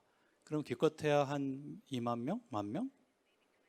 우리나라 전체 인구 5천만 명 중에 AI를 가지고 실제로 뭔가를 할 수 있는 분들의 숫자가 1만 명, 2만 명 수준에 불과하다고 하면 굉장히 집중화된 그런 역량입니다. 그러면 그걸 안 갖고 계신 분들은 어떻게 될까? 그냥 사용자로만 있으면 괜찮을까? 이런 생각도 해봐야 되는 거라고 생각하고요. 그게 또 지역적으로 엄청 편중돼 있죠. 우리나라의 대부분의 기업들이 서울, 경기에 집중돼 있고 이제 지방에는 주로 제조업체들인데 다 아시듯이 제조업의 위기가 있고 그런데 지방에서 AI 탤런트들이 거기서 너처가 되고 거기서 계속 있을 수 있을까? 이런 부분을 생각을 해야 됩니다. 제가 이제 지방에 있는 AI 특성화 대학교 같은 데 가서 학장님들이나 이런 분하고 만나서 얘기를 하면 다 학생들이 여기서 있을 거라고 생각 안 하세요. 학생들도 알아요. 내가 얼마나 지역에서 귀중한 존재인지. 그러면 그 다음에 일어날 일은 서울에 있는 어떤 기업이나 연구소 또는 뭐 잘하면 뭐 구글이나 이런 데로 갈 겁니다. 그럼 지역에서는 뭐 국가 재정도 있고 자기 재정을 써서 기껏 키워놨는데 다 나갈 거예요. 이게 굉장히 어려운 문제 같습니다. 이게 지역을 살리려면 지역에 탤런트가 모이고 소위 이제 혁신의 동력이 되는 인적 자원이 모여야 되는데 그게 되게 어려워 보이더라고요. 저희가 이걸 어떻게 알았냐면 우리나라 지역 뭐 지자체 이런 데서 이제 AI에 대한 그런 중앙정부의 지원을 받고 크게 이렇게 사업을 하시고 그 궁극적인 목표가 인적 자원을 축적을 하고 그 인적 자원을 활용해서 새로운 경제 활동이 일어나게 하는 게 목표인데 너무 어려워 보이는 거예요. 돈을 쓰는 방법이나 이런 여러 가지 체계를 봤을 때 그게 굉장히 거의 불가능해 보인다고 실제 다 그렇게 생각하고 계세요. 근데 프로젝트는 계속 진행되고 있죠. 저희가 거기에 참여를 하고 싶은데 고민을 많이 좀 했습니다. 어떻게 해야 저분들이 원하시는 그런 거에 조금이라도 도움이 될까? 기업이 원래대로 보통 행동하는 방식, 돈이 보이면 거기에 들어가서 그 돈을 목표로 뭔가를 해드리고 그 대가를 받고 떠나는 형식 말고 저분들이 원하시는 저거에 어떻게 도움이 될까를 이제 고민을 한 거죠. 그러다가 이제 저희는 뭐 할 줄 아는 게 많지, 뭐 이 자료는 대부분 좀 생략을 하려고 하고 있고요. 뭐 이제 이런 겁니다. 우리나라 가진 이 아까도 말씀드렸지만 이제 서울, 경기 지역에 다 분포돼 있다 이런 부분이 있고요. 그 다음에 또 하나가 이건 기업들이 잘못이 굉장히 크다고 생각하는데 기업과 대학 또 지자체 이런 데가 사실 협력을 많이 하긴 하는데 되게 좀 플렉스블하지 않게 협력을 하고 있다고 생각을 했었어요. 그게 많이 보이더라고요. 저희가 이제 대학에 특히 유수한 대학일수록 가면 굉장히 그 머니로 기부하시길 바라세요. 가령 뭐 무슨 동을 뭘 지어드리길 바란다든가 뭔가 이제 뭐 이런 거죠. 근데 뭐 저희 회사만 해도 그럴 수 있는 자원을 가진 회사가 아니고 작습니다. 그러면 근데 저희가 이제 이런 이제 말씀드릴 이런 그 프로포즈를 좀 몇 차례 했는데 그게 잘 워크합니다. 그게 뭐냐면 저희 이렇게 얘기합니다. 저희가요 SI 업체 중에서 저희가 이제 우리나라 랭킹 중에 한 10위 정도 되는 회사인데 그러다 보니까 진짜 탤런트를 잘 데리고 올 수가 없습니다. 근데 한편으로는 기껏 하이어를 해도 쓸 수가 없어요. 너무 몰라요. 기업과 업무와 업종에 대해서 너무 몰라요. 그런 걸 대학에서 배울 수도 없고. 근데 저희는 사실 그 아까도 이제 교수님께서 말씀해 주신 게 저희 회사는 이제 CJ 그룹의 디지털 전환 전체를 이제 책임을 져야 되는 회사인데 그러다 보니까 저희가 해야 될 이제 보여서 뭘 해야 될 과제들은 굉장히 거대하고 큽니다. 그 임팩트도 크고 가령 뭐 저희 그룹이 이제 1년에 매출이 한 40조 정도 되는데 그걸 영위하기 위해서 수십 조의 물건을 사요. 구매를 합니다. 뭐 제일재단 같으면은 곡물만 1년에 3조 원어치를 해외에서 전부 다 달러를 주고 구매를 하거든요. 근데 이제 그런데 AI 기술이 쓰이거나 이런 작업을 하면 만약에 3조 원을 구매를 하는데 5%를 싸게 구매할 수 있으면 곧바로 1,500억 원이 수익으로 떨어지고 1,500억 원을 수익을 만들려면 햇반을 지금까지 30년 동안 팔았던 것보다 더 팔아야 돼요. 이런 것들이 있습니다. 근데 그런 일을 같이 할 사람들이 없어요. 그래서 저희가 이제 대학을 찾아다니면서 특히 지역 대학을 찾아다니면서 말씀드린 게 이런 겁니다. 코비드가 생기면서 기업들이 깨달은 게 우리가 다 한 군데 모였을 필요가 없다라는 겁니다. 집에서 일을 하는 걸 되게 두려워했는데 이제는 다 집에서 일해요. 저희 회사 같은 경우도 저희 그룹에서 제일 먼저 집에서 일했고 한때는 90% 넘게 집에서 일했고요. 지금도 뭐 굉장히 뭐 그렇게 하고 있습니다. 근데 멀쩡하고 일만 더 잘 됩니다. 그러면 지역하고 같이 일하기 어려웠던 하나가 이제 풀린 겁니다. 지역에 있는 대학에 갈 필요도 없고 그 학생들 보고 우리한테 오라고 할 필요도 없어요. 줌으로 같이 일할 수 있는 겁니다. 뭐 카카오 웍을 같이 쓸 수도 있겠죠. 근데 그게 이제 하나 해결이 됐다고 생각을 하고 그 다음에는 이제 저희 태도만 바뀌면 된다고 생각을 했어요. 저희가 대단한 걸 하지만 그 대단한 거를 저희 안에서 꽁꽁 숨겨놓기만 하면 저희 안에 리소스만 가지고 그걸 풀어야 되고요. 그냥 열어드리고 학생들을 소위 말하는 일할 수 있는 워크포스로 처음부터 키우는 거를 저희가 돕겠다라고 하면 됩니다. 저희가 CJ그룹에서 수행하려고 하는 가장 중요한 DT 과제들, 데이터 애널리틱스, AI 과제들을 학생들하고 같이 풀겠다라고 얘기를 하면 되게 좋아하세요. 그래서 저희가 커밋을 해야 되는 거죠. 그래서 좀 뭐 장표에 좀 있는데 결국 온라인 에듀케이션 유니버시티들은 그걸 가능하고 저희는 리모트 워크가 가능하니까 그 교차점을 찾자로 이렇게 들어갔고요. 그래서 최근에 저희가 한 게 몇 가지 이제 사례가 있습니다. 근데 이제 요 장표에 보여드리는 건 사실 지역은 아니고요. 서울의 외곽에 있는 기관인데 그 에콜 42라고 그 프랑스의 유명한 소프트웨어 교육기관을 우리나라에서 라이선스해서 가지고 온 기관이 있습니다. 서울 이노베이션 센터라고 하는데 거기하고 저희가 팩트를 맺었고 방금 전에 말씀드린 것 같은 취지의 말씀을 드렸어요. 그래서 지금 저희가 이제 MOU를 했고 국내 기업 최초로 사실은 저희 회사에 크지도 않은 저희 회사에 여러분의 여기 학생분들이 오셔서 저희 회사가 새롭게 준비하고 있는 그런 그 벤처, 인터널 벤처에 해당하는 프로그램에 같이 참여를 하고 계세요.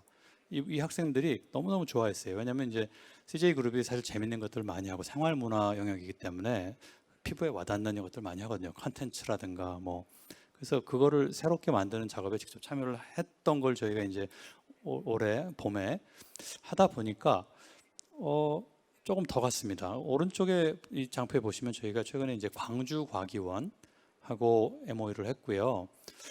광주과기원하고 저기 김정원 학장님하고 말씀 나누면서 정확히 이런 말씀을 드렸어요. 광주 같은 경우에 AI 집적 단지를 만들고 워크포스를 키우시는 거 원하는데 가장 문제가요. 그런 데서 만약에 이제 워크포스가 만들어진다면 과연 그분들이 거기에서 계속 있으면서 지역의 발전을 견인하는 그런 리더로 성장할 수 있겠느냐 하는 문제입니다. 기업들은 많은 경우에 프레더토리하게 HR 폴리시를 가져가기 때문에 기회가 보이면 그거를 그랩합니다. 그래서 저기에 광주에 아무도 모르는 훌륭한 AI 클러스터가 있어. 그러면 티피컬한 방법은 아무도 모르는 상태에서 저희가 먼저 가서 이제 찜을 하고 나중에 다 하이어를 할 건데 어디로 합니까? 저희 회사는 서울에 있거든요. 서울로 오라고 할 겁니다. 내가 광주에 가서 몇십 명을 하이어할 수 있는 분원을 만들기는 아직은 쉽지 않으니까요. 근데 이런 거를 이제 그런 고리를 좀 깨야 되겠다고 생각을 해서 저희는 저희가 광주하고 뭐 사업을 하든 못하든 간에 광주과학위원회에 있는 학생들이 저희 회사 프로블럼을 솔브하게 그렇게 프로포즈를 했어요. 그래서 그런 것들을 지금 협업을 하고 있고요. 조건이 저희가 하이어 안 하는 겁니다. 저희하고 협업을 해서 2년이고 저희 회사의 가장 내밀한 프로블럼들을 같이 솔브할 수 있는 기회를 부여하고 뭐 잘 되면 뭐 학기의 어떤 뭐 전체 학기 전체를 저희한테 뭐 저희가 학점을 드릴 수도 있어요. 근데 그런 기회를 가진 분들은 반드시 1년이고 2년이고 그 지역 자체에서 리더로 성장하는 그런 기회를 가지시게 그렇게 저희가 도우려고 하고 있고요. 그런 것들이 기업이 지역에 있는 그런 어거니제이션들과 같이 협업을 할 수 있는 하나의 실험적인 방법이 아닐까 생각을 하고 있습니다. 그게 코비드 때문에 이제 쉽게 할 수 있겠다 생각하는 겁니다. 뭐 일주일에 한 번이나 2주에 한 번쯤 서울에 잠깐 오실 수도 있겠죠. 저희랑. 그렇지만 대부분은 이제 같이 일을 하고 최근에 저희가 이제 저희 회사가 표방하는 것 중에 하나가 최근에 비전을 그 독창적인 기술과 서비스로 고객의 성공을 견인하고 더 나은 세상을 만드는 데 기여한다. 이제 이렇게 잡고 있고요. 저희가 생각하는 가장 중요한 것들이 사회의 발전, 진화를 돕는 데 저희가 같이 기여하겠다는 건데 그런 점에서 사실 저희 회사 중요하게 생각하는 게 양성평등입니다. 양성평등이 왜 중요하냐면 우리나라에 여러 가지 아직 평등하지 않은 사회고 특히 리더십과 가장 중요한 스킬들, AI 포함해서 그쪽에서 양성평등이 안 되고 있어요. 중요 대학이나 이런 데 AI 연구하고 있는 그 학습을 받고 있는 그 학생들 숫자 중에서도 사실 굉장히 그 분포가 불균형이 돼 있고 그래서 저희가 최근에는 이제 이화여자 대학교에 총장님 뵙고 학생들을 똑같이 저희의 DT 과제에 참여시키는데 여성 리더분만 따로 이렇게 모아서 합니다. 그래서 이제 다음 학기에 이제 8명 정도 학생들이 저희한테 와서 한 학기 내내 저희하고 그걸 해요. 자 대표님 우리 세션이 2분. 네. 죄송합니다. 너무 지났죠? 네. 그래서 저희가 이제 뭐 사례를 말씀드렸는데 기업이 학교들과 특히 지역에 있는 학교들과 AI 같이 협업하는 방법 중에 아까 말씀드린 그런 몇 가지의 어떤 룰, 프린시플들을 가지고 실험을 해보고 있다는 말씀을 드리고요. 이런 것들이 조금 더 확산되고 그래서 이 지역의 어떤 괴로움, 어려움들이 조금 더 나아지는데 도움이 되고자 저희는 계속 실험을 할 생각입니다. 네, 이상 마치겠습니다. 감사합니다. 지금 이제 we only have two minutes left. So Martin, you've been waiting long. So why don't I just give a last question? So my question is about the reskilling of the workers. As you said that new technologies like AI and cloud computing demand the new forms of organization. As you mentioned, something like the business process transformation, something like that.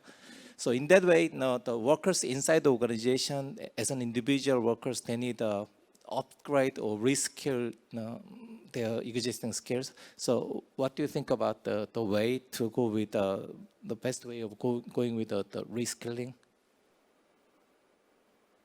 Well, it has to be a continuous process. It's really about career development and career advancement.